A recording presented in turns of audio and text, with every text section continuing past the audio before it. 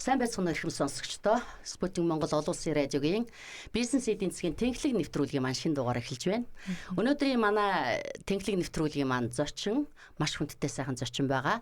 Эхлээд би зочноо та бүхэндээ танилцуулъя. За манай зочин Австрийн Зигмунд Фройдын их сургуулийн сэтгэл заслын докторант, Австралийн Excelia коллежийн сэтгэл зүйн зөвлөгөөний магистрант, мөн Централ Queensland сургуулийн удирдлага, хүний нөөцийн магистр, Монгол Улсын их сургуулийн сэтгэл судлалын магистр, Монгол Улсын их сургуулийн бизнесийн удирдлагын бакалавр, сэтгэл судлалын 19 номын зохиогч, мөнх цэцэг сэтгэл зүйч маань оролцож байна. Ингээд танд энэ өдрийн минь төргий. Баярлалаа. Урьсан танд бас энэ өдрийн минь төргий. Таны мэдээлэл, таны ингээд танилцуулгыг уншихад одоо үнэхээр бахархалтай сайхан, одоо маш сайхан байна. Тэгэхээр зэрэг эхлээд танилцуулганаас чи эхлээд одоо яг та өөрийгөө одоо бидний сонсогчдод нэг сайхан дэлгэрэнгүй танилцуулаад өгч. Тэгэхээр ер нь бол нөгөө зарим хүн сурахгүйгээр ухаантай байдаг. Сурах шаардлага. Учраа алдсан ч гэдэг юм уу те. Миний хувьд болохоор маш их эрэл хайгуул хийж исэн. Өөрийгөө болон амьдралын утга учир те ертөнцийг үзэх үзэлч гэдэг юм уу. Хайж явсаар агаад нэг мэдсэн чинь баахан сурцсан байна. Тий. Тэгээ одоо энэ намар одоо буцаж Австрид очиод ямар ч гэсэн доктороо төгсөн дөө. Хизээ ирэв та? 5 сарын 28-нд. За тэгээд бид өнөөдрийн сэдэв маань бол мэдээж эрг та бүхэн одоо ойлгосон байх. Манай зочныг танилцуулахад ингээ ойлгосон.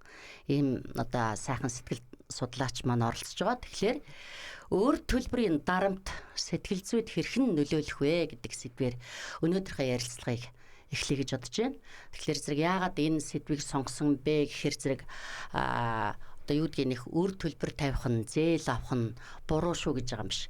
Ер нь энэ бизнесийн одоо бас зах зээлийн нийгэмд те бидний өдөр тутам бид байтугай дэлхийн нийтээрээ одоо бизнес эрхэлж байгаа хувь хүн, иргэд бизнес аж ахуйн нэгжүүдэд бүгд л бас зээлийн одоо энэ арга хэрэгслийг хэрэглэж үр өгөөж ашиг авахын тулд одоо маш идэвхтэй ажилладаг шүү дээ. Гэхдээ хувь хүн дээр одоо юу гэдгийг хувь хүний одоо тэр одоо зээл аваад ямар нэгэн шалтгаан олон шалтгаанууд байгаа шүү дээ, тийм ээ. Энэ байдлаас болоод өөр төлбөрт орлоо. Хувь хүн ч гэсэн. Одоо хэрэглээний зээл, аппликейшны зээл, банкны зээл, бартер, лизинг, одоо ингээл бүх төрлийн бас ийм нөгөө жижиг хэрэглээний зээлүүд дээр хүмүүс бас өөр төлбөрт ороод тэрнээс их дарамт аваад, тэрнээсээ сэтгэл зүйн гэмтээд, тэрнээсээ одоо юу гэдэг амьдрах одоо итгэл, урам зориг, гутрал, тэ гэр бүлийн одоо хүрээнд хүртэл зарим нь одоо жижиг гэлтгүй ингээд салалт хэрүүл одоо юу гэдэг ингээд маш олон үүсэл байна л да. Тэгэхээр зэрэг яг эхлээд яагаад одоо энэ одоо зээл авсны дараах одоо хувь хүний одоо хувийн санхүүгийн сахилга батахгүйгээс болоод юм уу нөгөө бизнесийн мэдлэг мэдээлэл судалгаагүйгээс болоод ч юм уу ингээд одоо өрөнд орлоо гэж бодоход тэр дарамт руу одоо хүссэн ч хүсээгүй ч хүн орчдөг. Энэ одоо бүх хүнд ижил тэгш шүү. Эсвэл нөгөө хүчрэх хүмүүс нь зүгээр үлдээд эсвэл одоо юу гэдгийг сул дорой гихин цаашин тий ер нь ингээд нэг өрөнд орж үзээгүй ч хүмүүс байгаа шүү дээ. Ингээд их цочрол авдаг.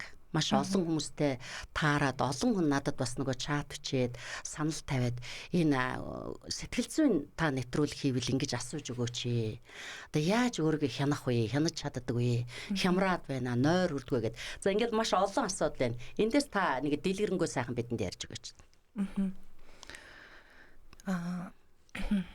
Ер нь бол зээл авахд олон шалтгаанууд байгаа тий. Шалтгаан. За тэгээд юуны өмнө бид нар нэг санхүүгийн мэдлэг бас аюу бага байгаа.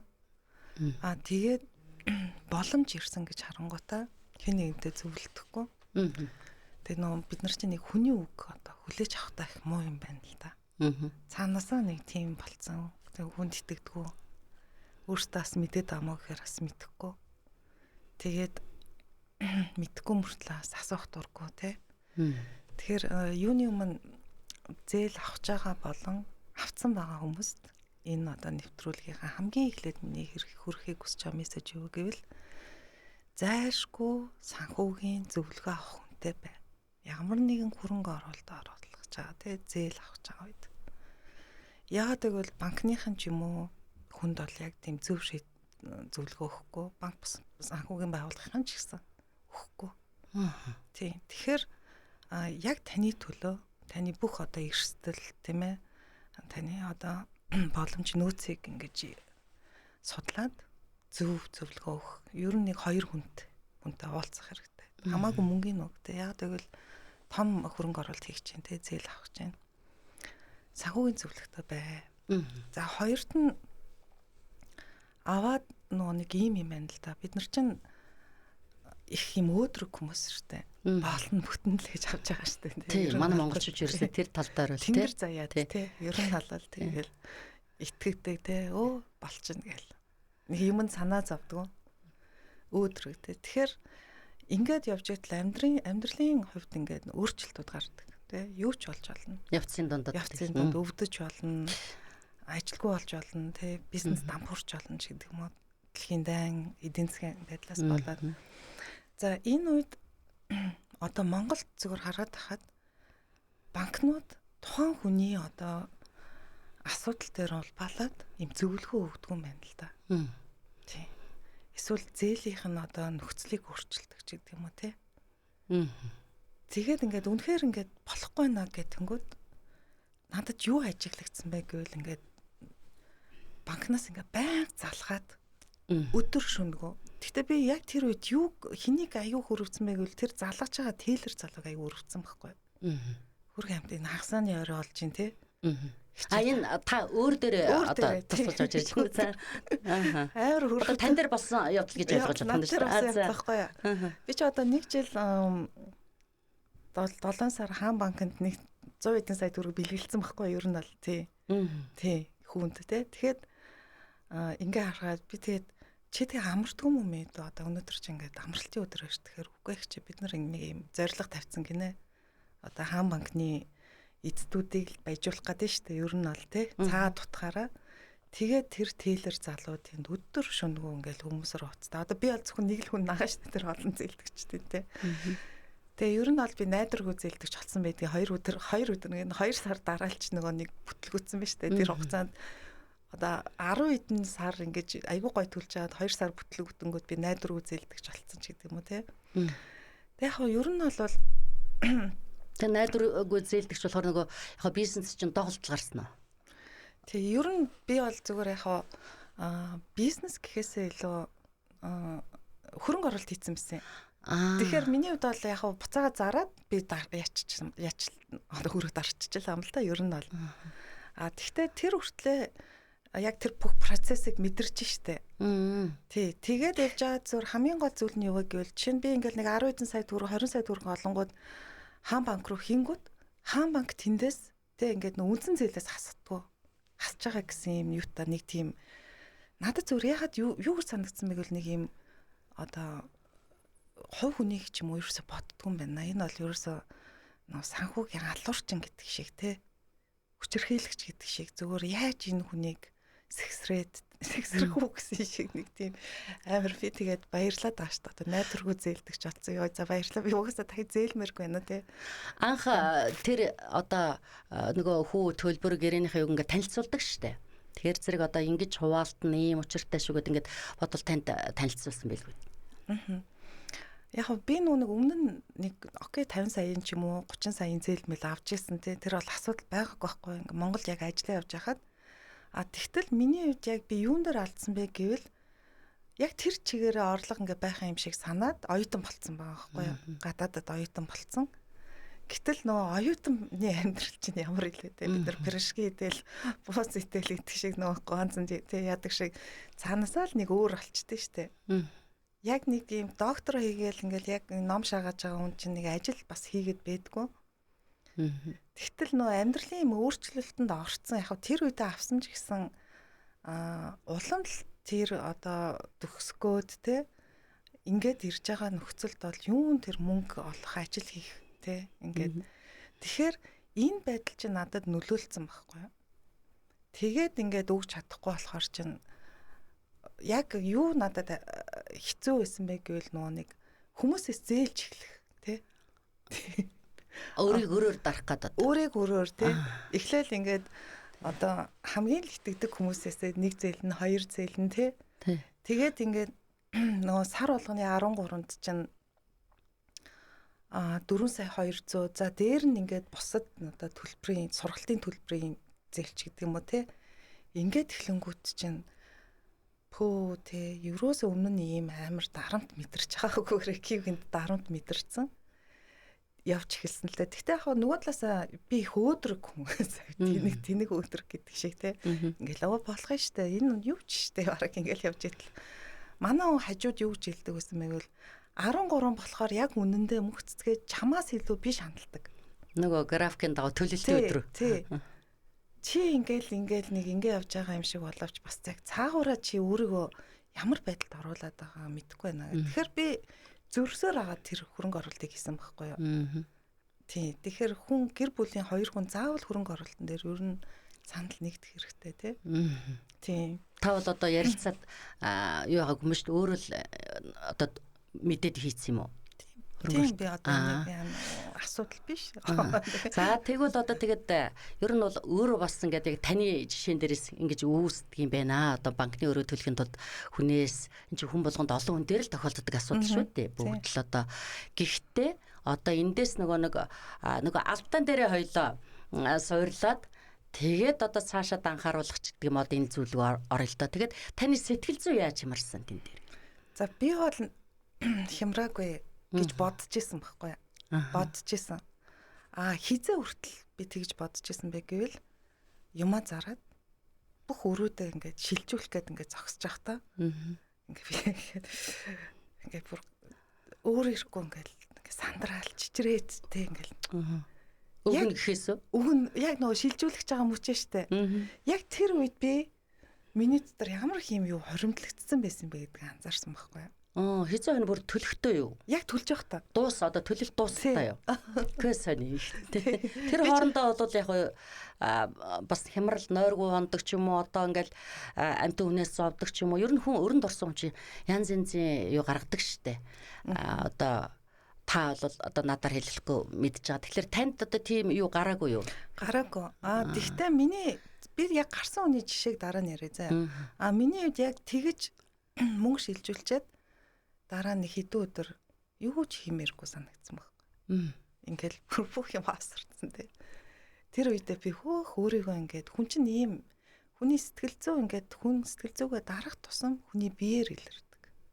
Тэгэхээр тухайд яг мөнгө шилжүүлж явах үед ингээл миний гарч ичэрсэн байна гэдэг чинь хөрхийдээ ингээд сандраал түгшээл тэр гарсан байна. Бие хилэмжээр гарч ирдэг ч өөр. Дараа нь би өөрөө ингээд хэдэн хоног бүр ингээд навс ингээл бүр нэг юм дүнг байдалд орцсон тий. Амарцсан. Ингээл цанаас амраад шүү дээ. Тэгээ шүү дээ тий. Тийм тэгээ манай уу яг хэлжсэн байхгүй юу. Аргагүй чи тэгээд өөрийгөө болж ийн л гэ яваад исэн тий. Тэгтэл ингээд харалтаа. Цанаасаа ингээ амраад яг хэд хоног амраад ахгүй юу гэд ярьжсэн.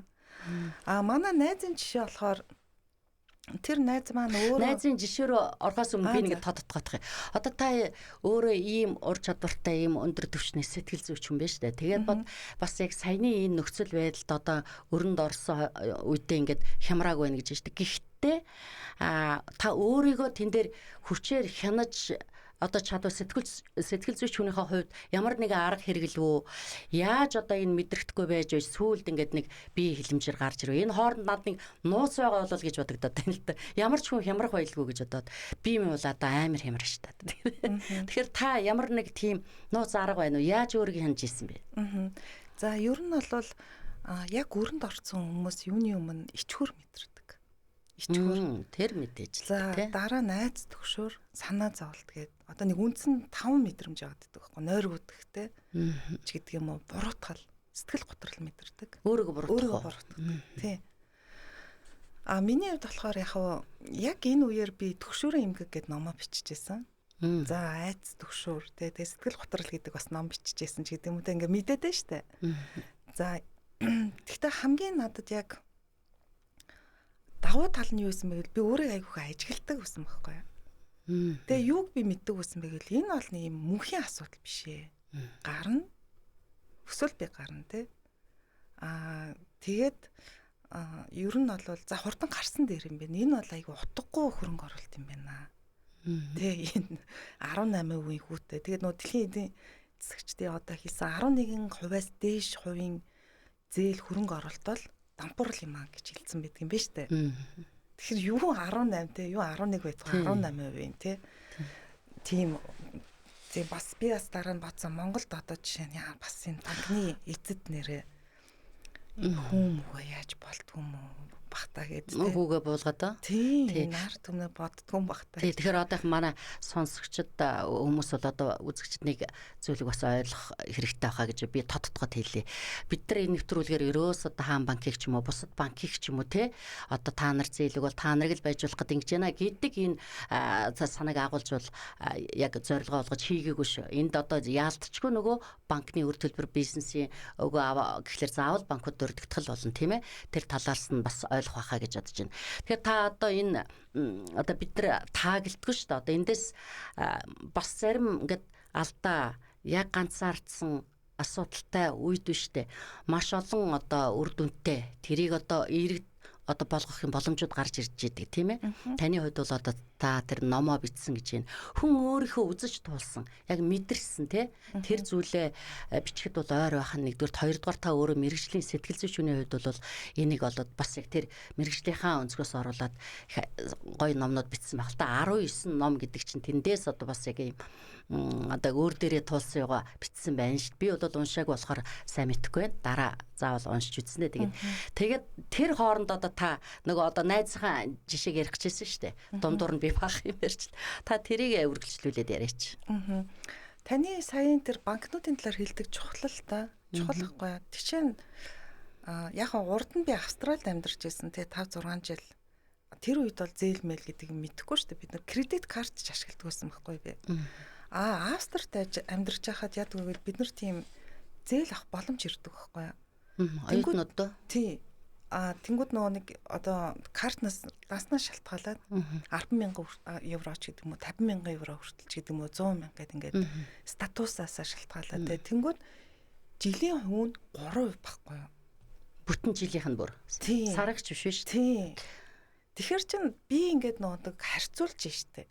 Тий. Өмнө нь бол харьцуулах юм байхгүйсэн биш, мэдэхгүй байсан биш үү? Тий. Тэнгүүд чин юу ингээд те би жилийн 3% хүүтэй. Жилийн 3 ч одоо 12 сар туухарч бүр баг одоо хэд оногдох. Тэгээд бид нар ч одоо наад чи жилийн 3 биш, сарын 3 биш шүү дээ. Одоо бүр 4 хэд ч үлээ. Тэгээд ер нь өөр шалтгаан бол банкны өндөр хүү гэж бол та хэлж штэ тийм ээ. Тэгэхээр яг зөв эргэн үнийхээ хувьд ингээд ийм харьцуулах юм байгаангууд нэрээ ягаад би энд ингээд 3% хүү байхад 18% хүү ингэж авч байгаа юм тий. Яагаад Монголын юм нэрээ юм байдаг юм бол гэж ингэж надад асуулт тулгарч шít. Тэгээ би тэр зээлийг авахгүй явж хахад чинь голомт банкн дээр ороход надад зээл гараг байхгүй. Тэгээ би юу ч бодсон байг бол эдгээр аюу сайн байна тий. Одоо яагаад эрсдлийг ингээд харж авч шít. Тэгэхээр үзэгчтэй хандаад хэлэхэд хэрвээ таны зээл ингээд батлагдахгүй байл нэг тэрэнд готраа гойноод ах хэрэггүй. Хүчээр дайраад шийдвүүлэх гээл авчих гал битгий зөөр бас нөгөө өр орлогын харьцаа ч юм уу болохгүй л гэж ойлгох нь шүү дээ. Тий, таньдаг хүн мөнээр хэлүүлээл ингээ ямар шаардлагагүй баг өргөө ингээд байж ахта баярлах хэрэгтэй. Яг бол хүссэн юм хүзүү орно гэд монголчууд ярьсан байж шээ. Тэр хүсэж байгаа юм чинь таны хүзүүг орно тий. Өнөөдөр ер нь бол зээл авахаас өмнө чинь хөрөнгө оруулалтаас гадна аппликейшны маш хурдан зээл тий байгаад байна. Энд чинь өөрөө хүн яагаад зээл авдаг вэ гэдгийн цаана нэг шалтгаан нь instant gratification буюу ингээд нин даруй ийм одоо таашаал мэдрэх хүсэл байдаг. Мөнгө ороод ирэхтэй нин даруй. Тэрийг ингээ хараад тэндээс таашаал аваад байдаг. Зарим нас нөгөө сэтгэл хөдлөлөөр айгүйх яадаг шүү дээ гэдэг юм тий. Баяр ёслол эсвэл одоо уулзалт эсвэл тэгээ бэлэнчлэл над нэг аппликейшны ийм зээл ирэх байхаа гэл ороо авчдаг да. Тэгээд тэр мөрөдөө тоглоом бас тий. Яг бол бид тэрийг зээлэл буцаад төлчих юм чинь гэдэг нэг ботал тий. Гэх мэтчлэн. Тэгэхээр мөрөдөө тоглоом тоглоод олон хүүхдүүд хид хідэн одоо зээл авцсан тий. Эцэг гэх нь тэрийг төлж байгаа араас нь тийм юмнууд зөндөө байгаа байхгүй юу? гэх мэтчтэн бид нар зээл гэдэг юмыг бол одоо юунд ашиглах гэж байгаа нь их чухал юм л да тий. Үнэхээр бас тулгамцсан үед бол зээл авах нь чухал тий. Зорилготой төлөвлөгөөтэй судалгаатай одоо бүх зүйл одоо бизнест өөр байдаг л да тий. Хувь хүний асуудал дээр өнөөдөр голчлон ярьж байгаа учраас хувь хүмүүс их олон байна. Тэгээд би нөгөө аппликейшны зээл хүмүүс нэг жижигхэн тоо гэд 5-10 сая байдаг гэдэг ингээд жижиг гэлтгөө 500 мянга 50 мянга ч гэсэн одоо мөнгө штэ. Гэхдээ одоогийн өнөөгийн нөхцөл байдалд бол одоо мэдээж хэрэг эдийн засгийн байдал, цалин мөнгөний хүрэлцээ, таны саяны хэлдгээр энэ банкны хүү гээд одоо банкнаас зээл авч л одоо бизнес өргөжүүлж хувийн бизнесээ эрхэлж одоо юу гэдгийг өөрийнхөө ашиг орлого нэмэгдүүлэх юм сонирхолтой авж байгаа шүү дээ. Гэтэ даанч одоо инфляц нь 2 оронтой тоонд хүрсэн, мах нь 30-40 хүрсэн. Энэ нөхцөлд бол өрөнд орсон хүмүүс их байна. Ер нь хаасаг бүгд л байгаа. Гэхдээ энэ өрийг буруутгаад байгаа юм биш шүү. Зөвхөн энэ өрнөөс одоо өрөнд байгаа хүмүүс зарим нь одоо ингээд маш амиа орлох янз янзын манад бол тэр нь харьцангуй гайгүй ч гэсэн сэтгэл зүйн маш хүнд одоо тэр цочролд орсон гэдэг юм уу эсвэл тэрийг хянаж чадахгүй гэдэг юм уу энэ улсууд чинь архинд ороод байна. Гэр бүлээсээ салаад байна. Тийм үү. Гэт маш олон сүрэг юмнууд яваад байгаа шүү дээ. Тэгэхээр гол нь л өнөөдрийн манай нэвтрүүлгийн гол зорилго бол одоо энийг яаж хянах юм бэ? Ямар арга зам байдаг вэ? Яаж одоо мэдээж өрнөөс гарах цаг хугацааны асуудал орлого одоо нэмэгдүүлж ажил төрлөө орлогын их усрүүдэд нэмэгдүүлдэг ч юм уу арга зам байгаа. Гэхдээ сэтгэл зүгээ одоо яаж хянаж тэр гэр бүлдээ тогтвортой бусдад төвөггүй одоо бусдад одоо юу гэдгийг одоо их зөвөр л одоо өрнөөс гарахын тулд тэр хямралаа яаж дарах вэ гэдэг асуудал яриад байна. Тэгэхээр таасаа ярьлаа штэ нөө амиа орлолт гэдэг те. Энэ өөрөө жишээ нь өртөө холбоотой үүний цаанд байгаа мөрөөдө тоглоом, сэтгэл готрол, төвшөртэй холбоотой бол маш өндөр байдаг. Монголчууд бол амиа орлолтоор дэлхийд бол тэргүүлдэг шүү дээ. Тийм үү би баг гэж бодоод иддэг шүү дээ. Солонгос юунууд, Японуудаас 3 мөрөгт орсон явж ирсэн шүү дээ. Дэлхийд 5 бодтой. Өндөрлөлтөө одоо ер нь тэгээд нэг хүн байсан ч гэсэн л хэцүү шүү дээ тийм. Тэгэхээр яг энэ нэвтрүүлгийг үзэж байгаа хүмүүст яг юу ч хэлэх гээд байгаа гэх юм бол мөнгө ол яхаа төлөгднө тий олтно. Айн бол олдохгүй тий. Тэгээд жишээ нь Австралид нөгөө нэг бид нар мөрөөдө тоглоомд бүх юм алдсан хүмүүс амиа орлдог тийм юм хад байдаг гэсэн байхгүй. Тийм өсөрж өгдөг те тэндээс тийм тэгээд нөгөө нэг хүн яаж төлөх юм бэ гэдэг тийм асуудал байгаа байхгүй. Тэргээс бодоод төлөх юм те. Тэгээд энээсээ хурдан гарахын тулд хүн хурдан мөнгө олох аргыг хаагаад байдаг. Тийм. Тэгтэл заавал тийм хурдан арга байх шаардлагагүй л те. Тийм. Өөрөөр хэлбэл одоо амьдралынхаа зорилгыг алдаад тэг өгөхийг хүсэж байгаа хүмүүс сонсож байгаа бол те. Ерөөсөө хэрэггүй. Тэ. Ер нь бол 500 сая тэр бомт өргөтний ингээд юунд орцсон хүмүүс уулзж ирсэн байхгүй надтай. Тэгтээ ингээд 3 жилийн дараа мараа эргээд олцоход мөнгө төлцөн явчихдаг байхгүй. Тухайн үед яаж төлөх вэ те?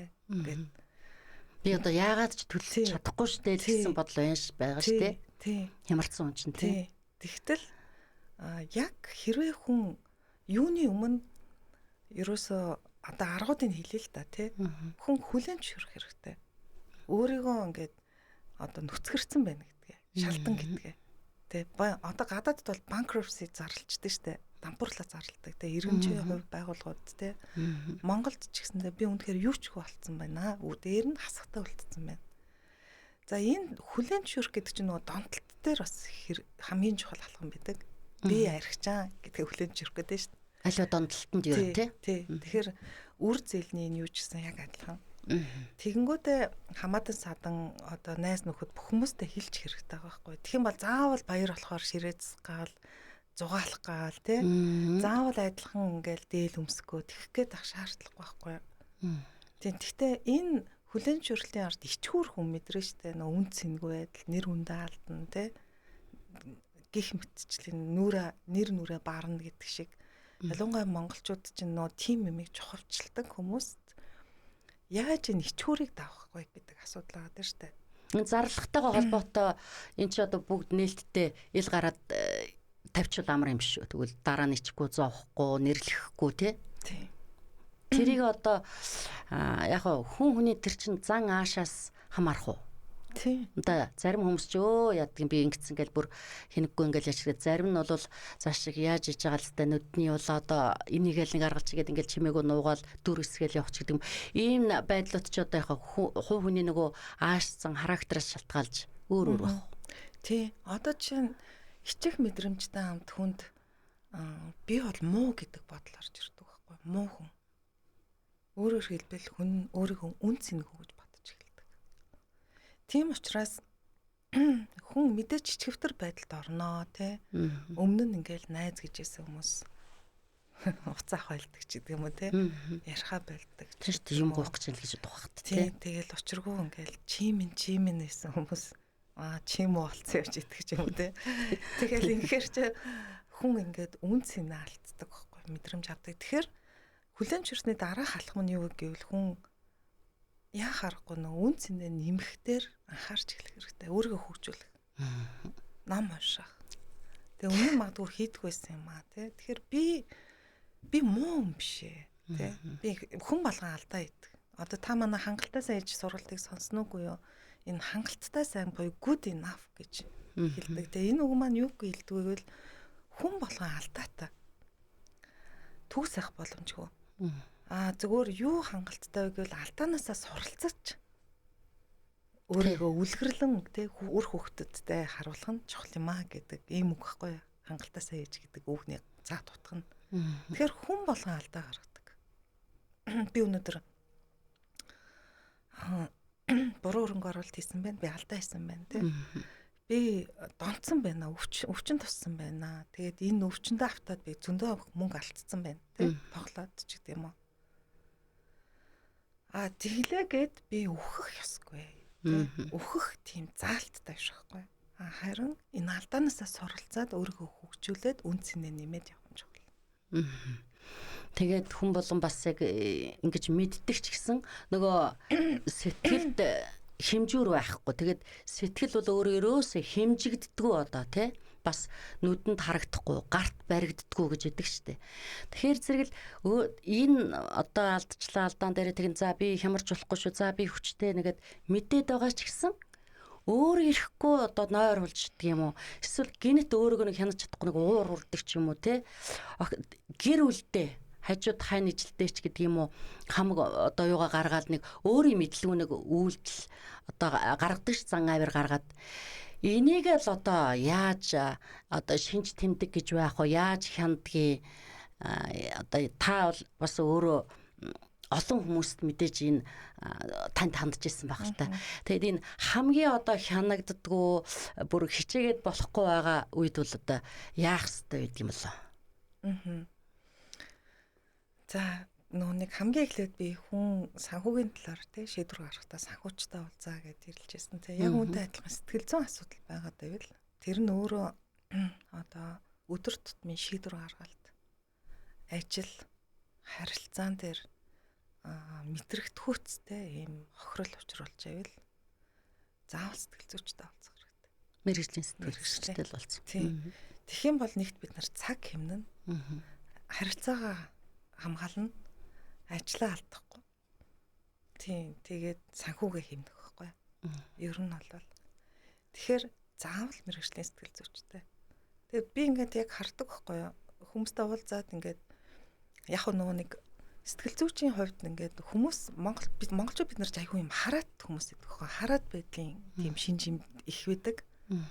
Тийм одоо би таньгүйгээр одоо ламтаа болохоор ч юм уу те ламаа ингээл насан туршдаа шүтдэг ч юм уу те миний тий багш гэдэг заслаа хэл гэдэг ламтаа байдаг шүү дээ. Тийм бөөж гэдэг юм уу те ингээд ямар нэг юм хараад байдал их байгаад байдаг. Тэгэхээр би зүгээр юунаас боломжлдог гэвэл хүн ингээд нааг шүтчихвээ те ингээл багш минь сэтгэл зүйч юм ингээл те тэгтэл би чинь зүгээр ажиллаа гэж явж байгаа юм баггүй юу.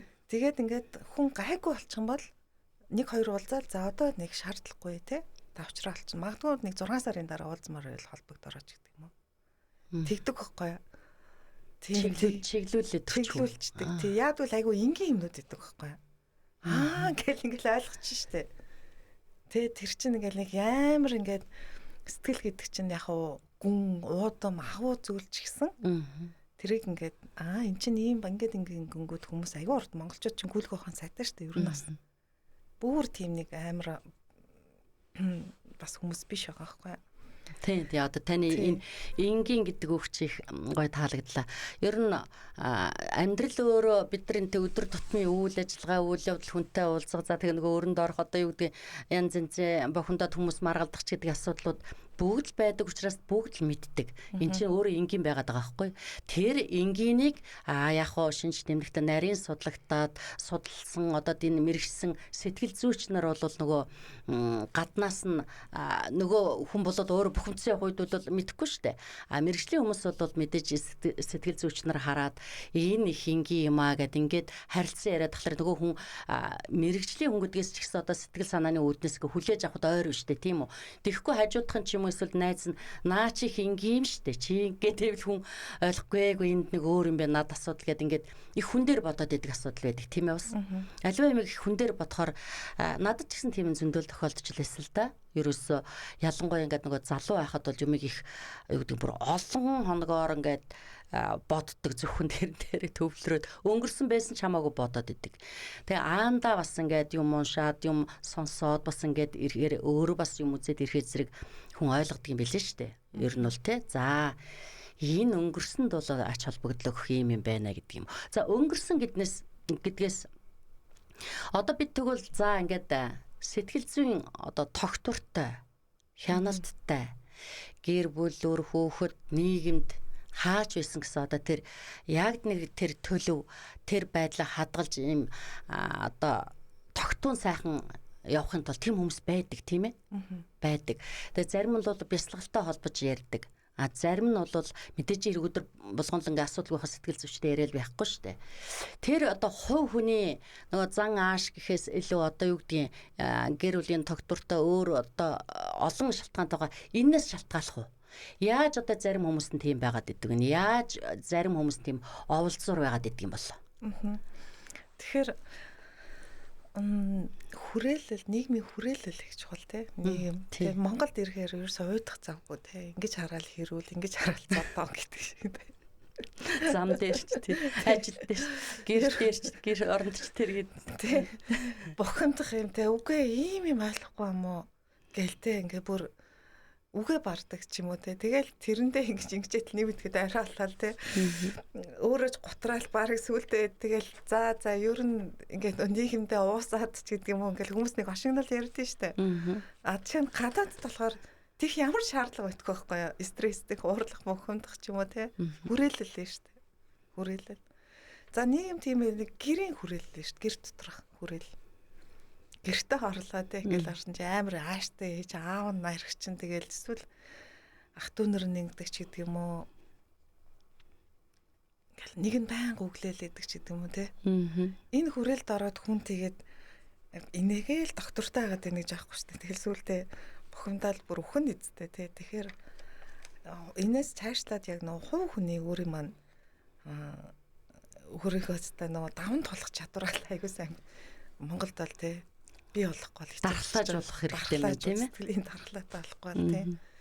Тийм тэгээд сэтгэлийн дархлаа гэдэгт чинь тэгээд яг үнэндээ эргээд харахад яг хажууд чинь өөрөө чинь 100% ойлгодог, дэмждэг л хүн байх хэрэгтэй гэдэг байхгүй юу? Нэг л хүн байхад хангалттай байдаг. Тэгэхээр амар сонирм аз сэтгэл зүйн дархлаа гэдэг. Хэрвээ таны хажууд таныг шүүмжилдэггүй, буруутгадаггүй яг байгаар чинь хайрлаж аюулгүй байдал мэдрүүлдэг. Нэг хүн байхад хүн сэтгэл зүйн дархлаатай байдаг. Тэгээ ингээ харъя л да задлаад нийгмийг те гэр бүлийг. Тэгээ явж ингээ харахаар нөө ихэнхдээ томчуудын хувьд ч хүртэл хүүхдүүд нь тийм болж иддэг баг наснда. Тэг хүүхдүүдтэй хамаг ачаагаа өрүүлэнгөө сүүлдээ энэ нь өөрөө асуудал болоод ч гэдэг юм уу те. Эхнэр нөхрөөд би биендээ гэхээс илүү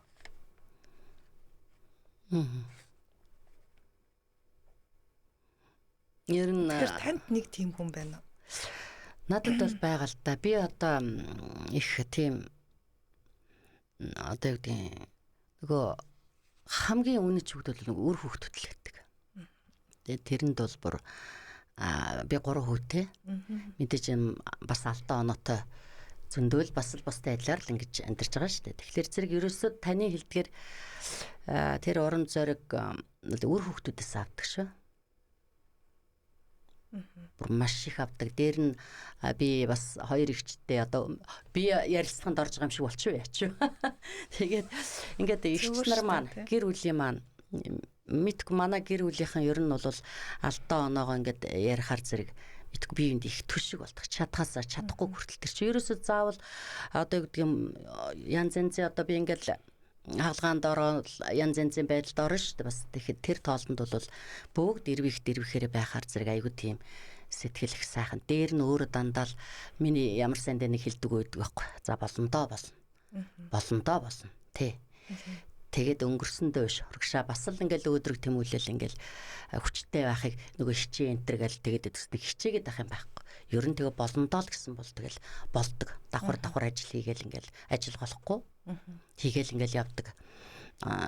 Тэгэхээр зэрэг би бусад хүмүүст бас танд одоо бас сайн ижил өр хөвгтүүд бас ингээл байсан байх. Ер нь тэгээд нэг айж ичээд нэгэн тийм одоо хүнд байдалд орсон. Энэ одоо сонсогчтой үргэлжлүүл хэлэхэд нэгэнд өөрөнд орцсон бол гэж яриад байгаа шүү дээ хоёлаа. За дандаа өөр яриад байна гэж яг дараа нь хоёлоо гоё юм ярина. Тэгэхээр зэрэг тийм хүмүүс бол байгаа ах уу? Байдаг л байгаа. Гэхдээ ингээд хараад байхад бол ер нь тийм таны бодлоор хүчрэхэг тэр сэтгэл зүй гэдэг чи одоо яг ямар байдлаар илэрдэг юм? За хүчрэхэг сэтгэл зүй гэдэг усны урсгал шиг ийм уян хатан эмзэг байдлаар. Гэхдээ сайн хүчрэхэг гэхэр чи би одоо бүр өөрөөр бодоод байгаа шүү дээ. Тэгэхээр хад чулуу шиг хатууч гэдэг юм уу те?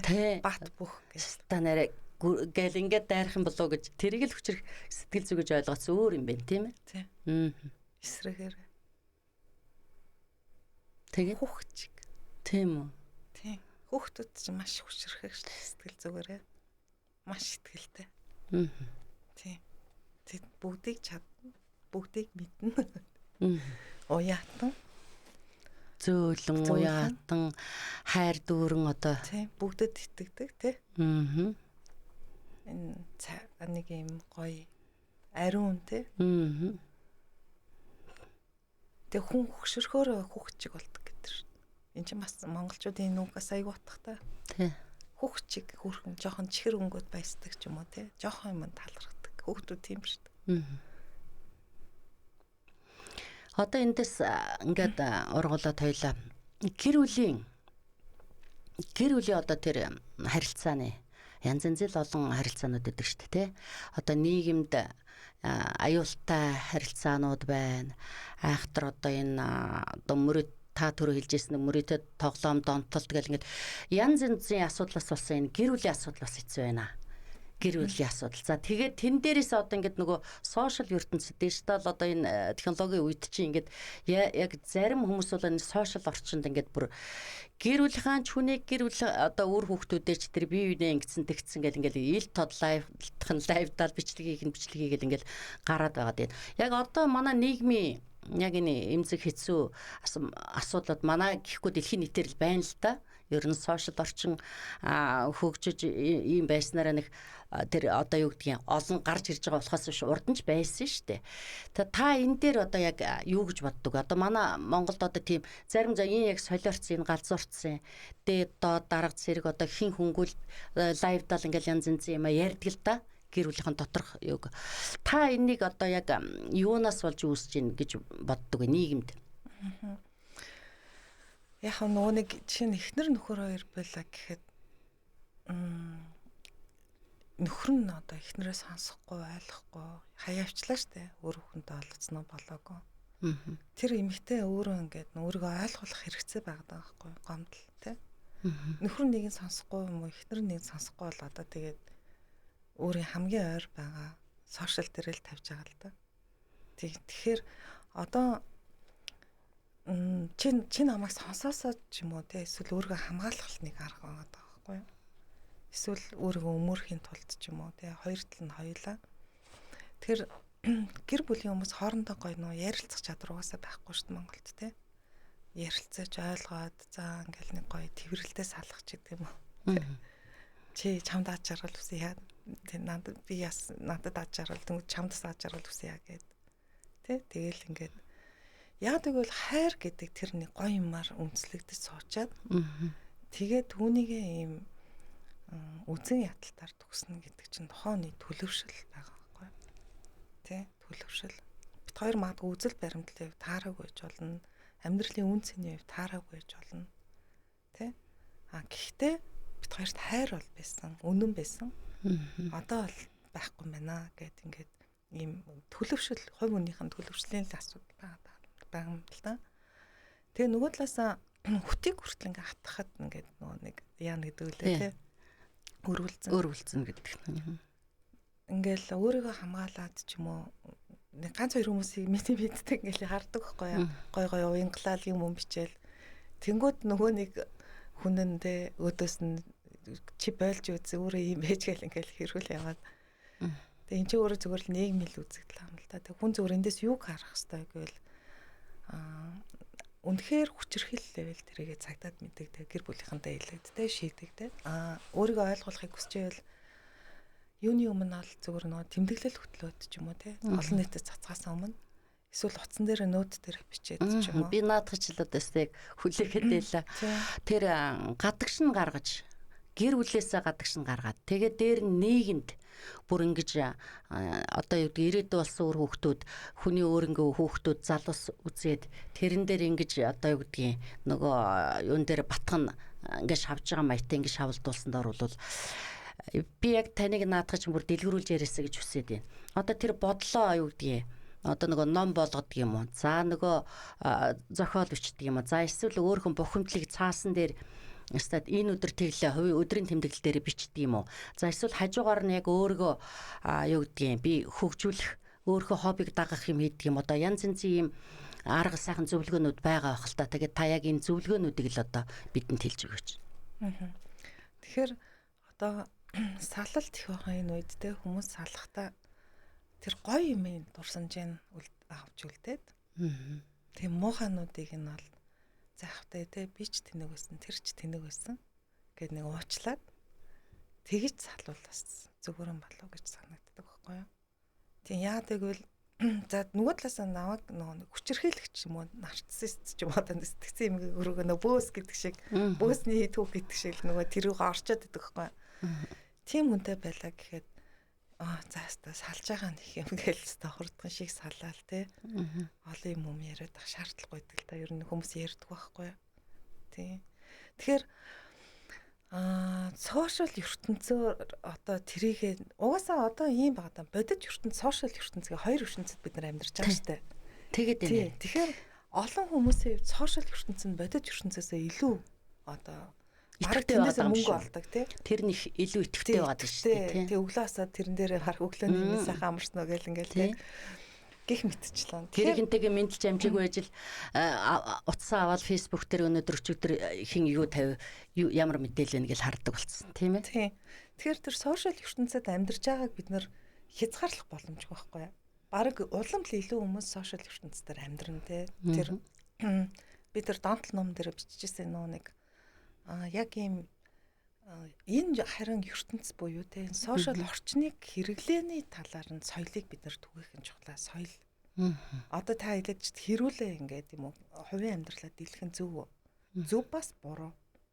Яг тэгвэл хүн асуудлаа ингээд хэлснээр яг үнэндээ миний ингээд асуудал бол юм шиг боловч яг тийм асуудалтай мянган эмэгтэй ичдэг байхгүй юу? Тийм. Яг тийм асуудалтай мянган эрэгтэй ичдэг.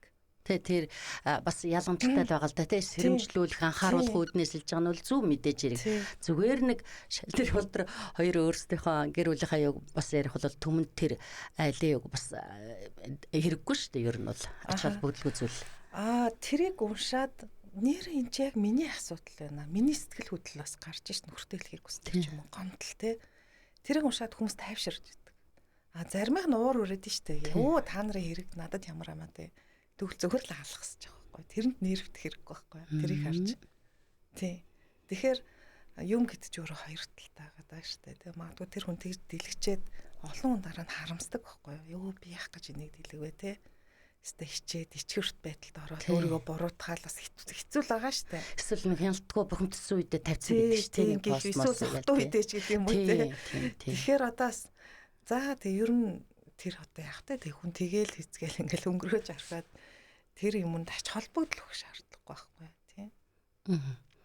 Та тань дээр тийм тохиолдол гарч юу? Гомддог юм уу? Яадгийг одоо ингээд тиймэрхүү пост мост тавьчихад зовж юу? Үгүй.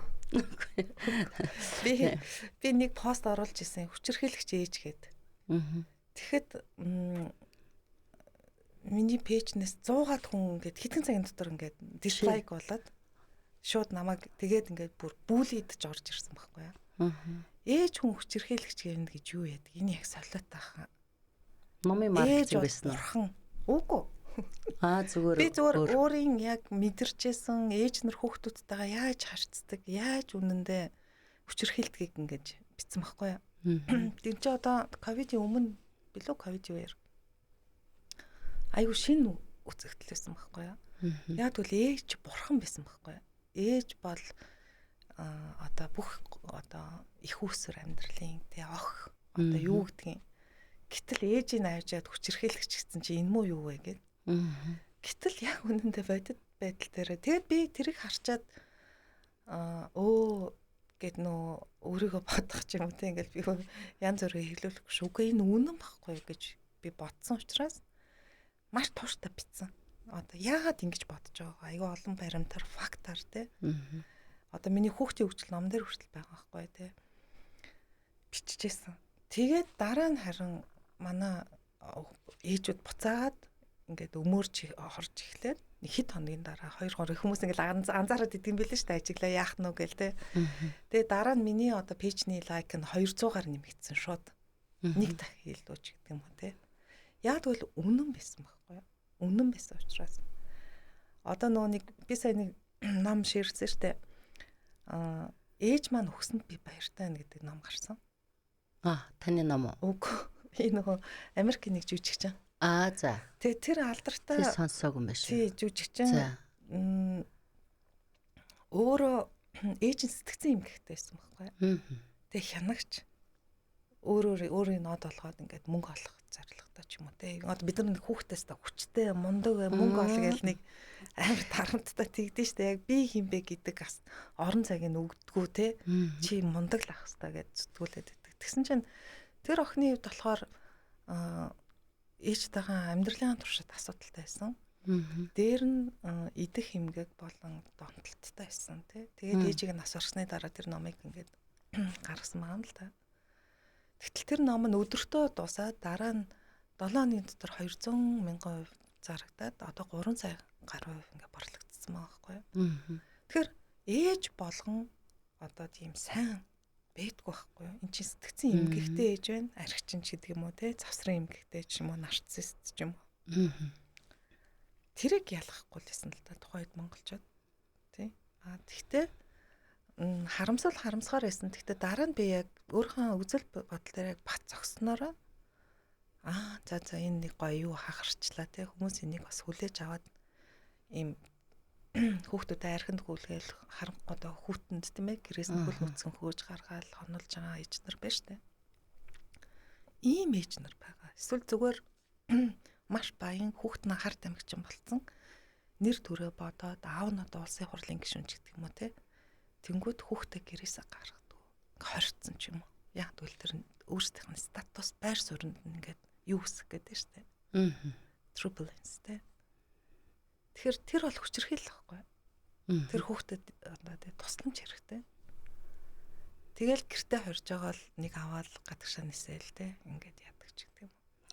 Одоо яг нийгэмд ил тод харагдаж байгаа одоо юу гэдэг юм их хурлын гишүүд одоо дарга цэрэг одоо мөнгөтэй том бизнесмен гэл ингээл заавал тэдэрлүү чиглэж байгаа юм биш. Ер нь ийм хүмүүс нөгөө ил тод ингээд байгаад идэг учраас жишээлхэд одоо тэр нарциссист хүмүүсийг биш үү зүгээр ингээд сайн хүн юунаас ингээд ялахаар шинж тэмдгүүд бол хэцүү штэ.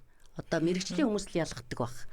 Гэхдээ тэд нар чи яг ингээд за яг энэ нарциссист хүн байна гэд ингээ харах гэхээр одоо нөгөө шинж тэмдгүүд нь за хүн болгон шинж тэмдэг гэл ингээл одоо мэрэгжлийн хүн шиг ингэхгүй.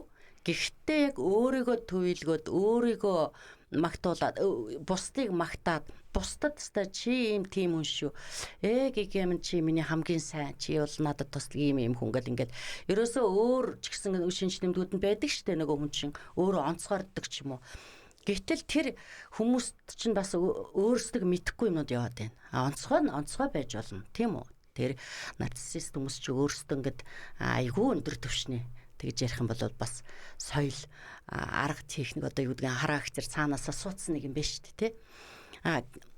Гэтэл энгийн зүгээр энгийн одоо тэр нэг фрагматик алиарк одоо тэр тий темпераментуудаараа ингээд ялгарсан хүмүүсээс бол тий бүр харин онцгойнууд нь энгийн сайхан даруй төлөв ингээ байж тохиолдол байдаг. Тэгэхээр та тэр одоо нарциссист тэр хүмүүс таныг нөгөө ярьсан болохоор би сайн дэс ярьчлаа. Тэр хүмүүс өөрсдөө сэтгэл зүйг би тийм юм гэж одоо ялгаач гэдэг юм уу бодож одоо бусдад хандах хандлагаач гэдэг юм уу анзаарч одоо яаж мэддэг юм болоо. Мэдхгүй учраас тийм нэр төрттэй тийм мундаг хүмүүс одоо заримдаа өнөөдөр ч гэсэн фэйсбүүк дээр янз янз юм гарцсан байна л да. Тэгэл гарчиж байгаа байх гэж бодож байгаа. Тийм болохоор ямар нэг байдлаар ямар ч одоо юу гэдгийг төвшний хүмүүс ямар ч одоо жилдээ нэг удаач гэдэг юм уу миний бодлоор бол ингээд нэг сэтгэл зүйн үйлчлэгийг бол бид нар бар энэ төрөөс их дэмжлэгтэйгээр одоо энэ нөгөө өрхийн имлэг гэж байдаг шиг бид ингээд үзүүлж явах хэрэгтэй юм шиг санагдаад байдаг байхгүй юу? Тэр хүмүүс хүртэл өөрсдөө мэдэхгүй шүү. За ингээд ганц нэг юм одоо мэддэг мэрэгжлийн та нар бол хараад за энэ нэг нарциссист маягийн хүн байна да. Иймэрхүү юм гаргаад энэ ч гэдэг юм ингээд анзаархлах.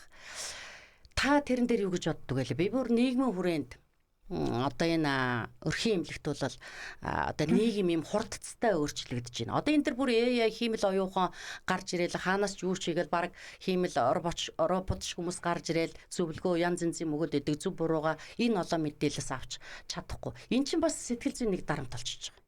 Хаанаас зөв мэдээлэл одоо баг сүулдэ жинхэнэ хүн яриад байгаа мó AI хиймэл оюуханаар хийчихвэл ингээл харж байгаа шүү. Тэгэхээр нийгмийн хүрээнд цаашид энэ байдал улам одоо ингээд томрох учраас энэ томорснороо маш олон сэтгэл зүйн асуудлууд гарах учраас одоо иймэрхүү нийгмийн бодлого дээр анхаарч бодож үзэх юм юу гэдэг юм бол одоо та Австралийн тэгэл энэ нөгөө гадны оронд байсан та төрөө ирсэн тэн дээрээ өөр байдаг гэх тэ. Тэгэхээр зэрэг энийг одоо бүр багаас нь бас ирээдүйн хүүхдүүдэд зөв төлөвшүүлэхийн тулд нийгмийн бодлогын хувьд бол одоо яаж ямар бодлогоор дэмжүүл зүгээр гэдэг юм бол. Тэгээд ер нь бол даанч харамсалтай нөө бодлого тодорхойлогч нар маань өөрсдөө нарциссистууд их байгаа. Тий, ер нь нарциссистууд чинь та хэллээ шүү дээ ингээд аюу амбицтай хүмүүс учраас ер нь улс төр тий эрх мэдэлт бол их хурдачдаг тийм хүмүүс юм аа. Тэгээд хоёрт нь болохоор энэ хүмүүс бол сэтгэл зүйчдэр ингээд үзүүлээ гэхэд үзүүлэхгүй яагаад гэвэл энэ хүмүүс төгс хүмүүс байхгүй ямар ч тэднэрт ноо байхгүй асуудал байхгүй. Тийм тэгэхээр очихгүй. За очих сэтгэл зүйчдэр очих шалтгаан нь шүүхийн одоо шийдвэр тэ нөө гэр бүл цэцэлтийн үеэр эсвэл бусад эмгэг донтолцож гэдэг юм уу гэх мэтчлэнгийн зүйлээс болоод сэтгэл зүйчтэй болцдог. За очсон ч 1-2 удаа явна. Тэгээд за би бүрэн сэтгэл зүйч юм байна гэдэг дүнэлтэнд хүрээд тэгээд өөрөө мундаг учраас тийм тэгээд явдаг.